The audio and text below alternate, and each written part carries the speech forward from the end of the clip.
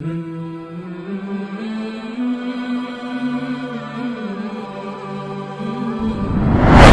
ক্ষেত্রে অনেক মানুষকে বলতে শোনা যায়, আমি 5 ওয়াক্তের সালাত আদায় করি, আমি সৎ পথে চলি, মানুষের এতটুকু ক্ষতি করি না, মানুষের বিপদে মুসিবতে আমি সাহায্য করি, ঝাঁপিয়ে পড়ি, অথচ আমার ঘরে এত বালা মুসিবত, অথচ আমার ভাই সে মদে চুর হয়ে থাকে, সব সময় সে হিরোইন, মদ, বিড়ি, গাঁজা এসবে চুর হয়ে থাকে, অথচ সে কত সুন্দর পরিবারকে নিয়ে বসবাস করছে।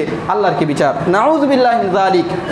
আল্লাহ রাব্বুল আলামিন তিনি যাকে যত বেশি পছন্দ করেন তাকে বেশি পরীক্ষা করেন, মুসিবত দেন, তাকে খাঁটি করে নেন। এর জন্য এই পৃথিবীতে আমরা দেখি লক্ষাধিক নবী রাসূল তারা সবচাইতে বেশি কঠিন পরীক্ষার সম্মুখীন হয়েছেন। তার মধ্যে অন্যতম প্রথম সারির বা প্রধান সারির হলেন এই ইব্রাহিম খলিলুল্লাহ, ইব্রাহিম আলাইহিস সালাম। ইব্রাহিম আলাইহিস সালাম তিনি যখন দুর্ভিক্ষের কবলে পড়লেন, তিনিও অন্যান্য মানুষের মতো তার স্ত্রী সারাকে নিয়ে মিশরের পথে রওনা হলেন। এবং মিশরের রাজা সেই সময়ে ছিল একজন দুশ্চরিত্র, লম্পট, মদ্যপ এবং নারী লোলুপ।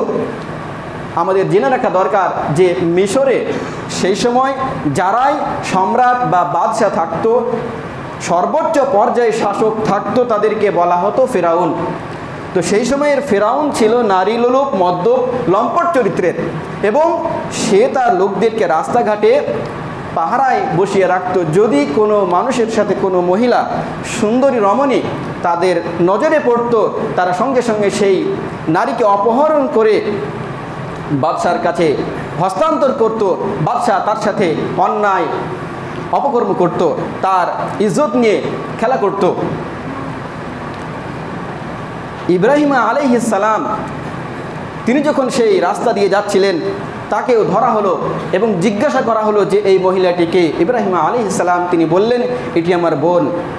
সহিহুল বুখারীর 2217 নম্বর হাদিসে আবু হুরায়রা রাদিয়াল্লাহু আনহু থেকে বর্ণিত, মহানবী সাল্লাল্লাহু আলাইহি সাল্লাম তিনি এই ঘটনা বর্ণনা করেছেন যে ইব্রাহিম আলাইহিস সালাম যখন বললেন এটি আমার বোন, অতঃপর তিনি সারার কাছে, তার স্ত্রীর কাছে এসে বললেন, সারা দেখো, আমি তো বললাম ওদেরকে যে তুমি আমার বোন, তুমি আমাকে মিথ্যা প্রতিপন্ন করো না।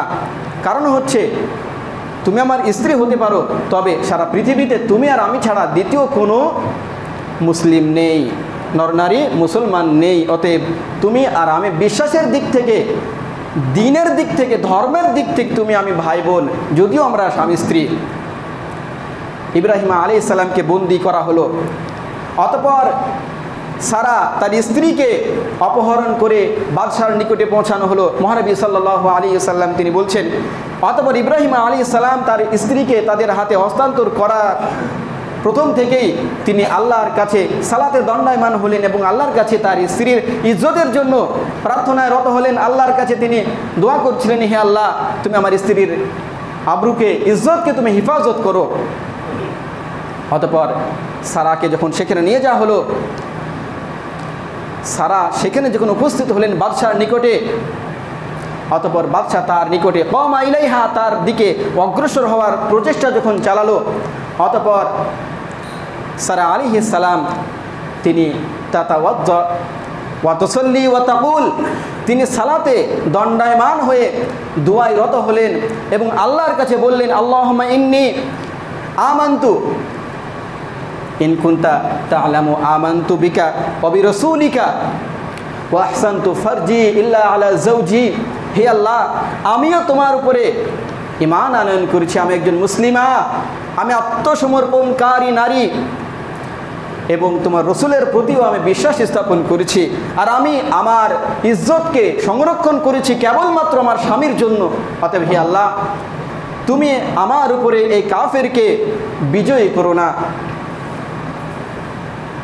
এই পুত এবং পবিত্র স্ত্রী সারা আলাইহিস সালামের দোয়া আল্লাহর কাছে সঙ্গে সঙ্গে কবুল হয়ে গেল এবং সেই লম্পট বাদশাহ যখন তার দিকে অগ্রসর হতে চাইল, সঙ্গে সঙ্গে তার হাত পা অবশ হয়ে সেখানেই মুখ টুকরে পড়ে তার হাত পা কাঁপতে কাঁপতে গোঙানি শুরু করে দিল।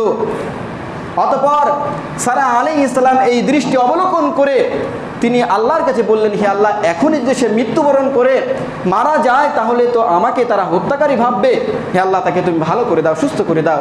অতঃপর সে যখন সুস্থ হলো আবারও সে হাত বাড়ানোর চেষ্টা করলো, সঙ্গে সঙ্গে আবারও পুনরায় তার হাত পা অবশ হয়ে সে গোঙাতে শুরু করলো, কাঁপতে শুরু করলো।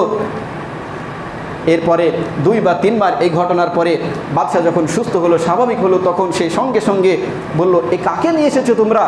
এবং সারাহ আলাইহিস সালামকে দেখে ভয় পেয়ে গেল। সে বুঝতে পারলো এ কোনো সাধারণ মেয়ে নয়, এ কোনো সাধারণ মেয়ে নয়। সঙ্গে সঙ্গে তাকে বলল, তার প্রহরী যারা ছিল, অধীনস্থ যারা ছিল, তাদেরকে ডেকে বলল, একে নিয়ে যাও, ইব্রাহিমের কাছে পৌঁছে দাও, এবং আমার অধীনস্থ যে সমস্ত নারী রয়েছে, দাসী রয়েছে, গোলাম রয়েছে, তাদের মধ্যে হাজেরাকে তাদের সঙ্গে পাঠিয়ে দাও। অতঃপর হাজেরা আলাইহিস সালাম, অর্থাৎ তিনি তার দাসী ছিলেন, অধীনস্থদের একজন ছিলেন, হাজেরাকে উপঢৌকন হিসেবে সারাকে দেওয়া হলো।